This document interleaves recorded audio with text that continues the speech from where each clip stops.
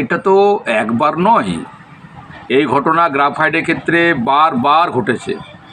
আমরা বারবার বলেছি যে দুর্গাপুরের যারা বেকার যুবক, এলাকার যুবক, যারা জমি দিয়েছে, যারা সম্পত্তি গেছে, যারা প্রতিদিন ধোঁয়া খাচ্ছে, যারা পলিউশনে ভুগছে, তারা চাকরি না পেয়ে বাইরের লোককে টাকার বিনিময়ে চাকরি দিয়েছে তৃণমূল কংগ্রেসে। এবার বারবার বলেছি, আর আমাদের বলার পর তৃণমূল কংগ্রেসে বলতে শুরু করেছে এখন যে বাইরের লোককে নিয়োগ করা কেন হচ্ছে, টাকার বিনিয়োগ করা কেন নেওয়া হচ্ছে। কয়েকবার গেট জাম হয়েছে, আজকেও তার ব্যতিক্রম হয়নি।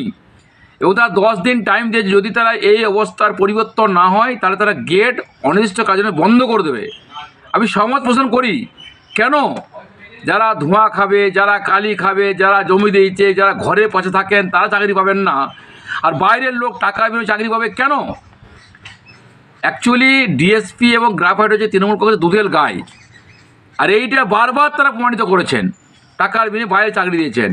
ধিক্কার জানাই, প্রতিবাদ জানাই, এবং আমি আগেও বলেছি, আবার বলছি, আপনারা লড়াই করুন। এই লড়াই যুক্তিপূর্ণ আছে, এই লড়াই হওয়া উচিত। লোকাল ছেড়ে চাকরি কেন পাবে না? আমি বিধায়ক হিসেবে বলছি, যদি আপনারা আমাকে ডাকেন আমি সেই সময় গেটে বসবো, আমরা সঙ্গে থাকবো। আমি আবার বলছি, আমি কোনো বিজেপির এমএলএ নই, আমি তৃণমূল কংগ্রেস, সিপিএম, কংগ্রেস বুঝি না, আমি জনপ্রতিনিধি, আমি সকলের বিধায়ক। তাই আমরা লড়াইয়ের সাথী, লড়াইয়ের সাথে আছি, আগামী দিনেও ছিলাম, আজও থাকবো। এই লড়াই চালিয়ে যান, এই লড়াই সঠিক করছেন, আগে এগিয়ে যাওয়ার জন্য লড়াই হওয়া উচিত।